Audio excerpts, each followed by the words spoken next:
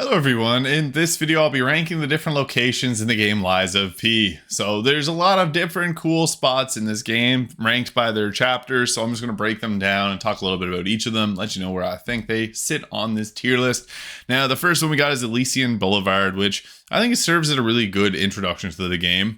It's haunting and that's exactly the tone of this game, so I think I'll put it in the S tier just because when I first got to this spot, I was like, wow, I love the theme of this. It somewhat reminded me of Bloodborne, but I don't know. I just think that this was such a cool first spot to go to. And then alongside that, Hotel Krat. I look like such a weirdo putting two in the S tier already. But it is... Hotel Krat is such a nice looking spot. Like, just... I've taken a few times where I just looked around and was like, wow, this is a really well constructed hub. And I think it's really cool that it kind of loops back around in the way that the story goes. So... yeah, really nice spot. I really enjoyed Hotel Krat. And yeah, as we have the Krat Central Station, which I think was pretty cool. This, I guess, is the starting location. You pop up out of the train there. And then what's cool is you can revisit it later in the game as it changes a little bit. But yeah, Krat Central Station is a really nice spot. I think it was one of my favorites in this game. Next, we got the Malum District, which I was not the biggest fan of. I'll put it in the C tier, just dark... Okay, there's like some that's dark and kind of haunting, and there's dark and dreary, which kind of is depressing almost. I just didn't like... there was a stretch of the game where things got a little bit just dark and not as fun as it was previously. So yeah, I think Moonlight Town, B tier, and the Path of the Pilgrim, kind of the same thing. The Path of the Pilgrim is too like the Malum District. So yeah, they're all kind of similar, with obviously like that similar theme in mind. Also there is the San Francisco or San whatever Cathedral. Now I hated this spot because it was platforming, and Lies of P is not a platformer. Souls-like games should not be doing platforming. I despise when they do.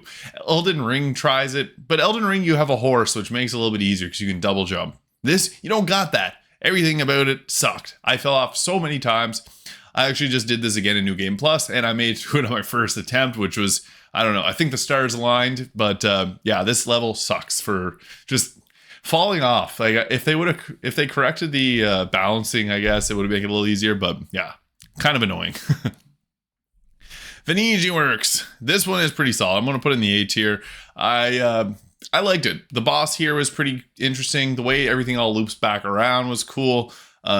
Yeah, like it's a puppet, like, I don't know. My first impression of this place was it was like kind of, it was spooky, but in a cool way. So I'm going to put that in the A tier because it was a lot of fun. Next we have the Rosa Ilabella Street and Estella Opera House, S tier. That is a very fun spot in the game. You got a few different bosses here, like the Mad Clown Puppet, and then you proceed into Estella Opera House where there's some fights there. It's a very scenic spot in the game. So yeah, I think that definitely belongs in the S tier. It was just such a change of pace. The Grand Exhibition, I put that in the A tier. Another spot that is very iconic to the game. So yeah, it was scenic, and I just think that the way that the map worked here worked very well. There wasn't like there was backtracking, but not as much as some of the other zones. So I think that just made it a lot better. Lorenzini Arcade. I'm going to put that in the S tier. I really like this spot. It was annoying. Like there's some parts where you had to climb up on the rafters and jump around. That part was annoying, but it was fun whenever you don't have a lot of items and you had to find a way to distract the big metal guys with the big things that just knock you off. I resorted to using a shot put and trying to run it around. And yeah, it was a fun spot. I really liked it. It was very different.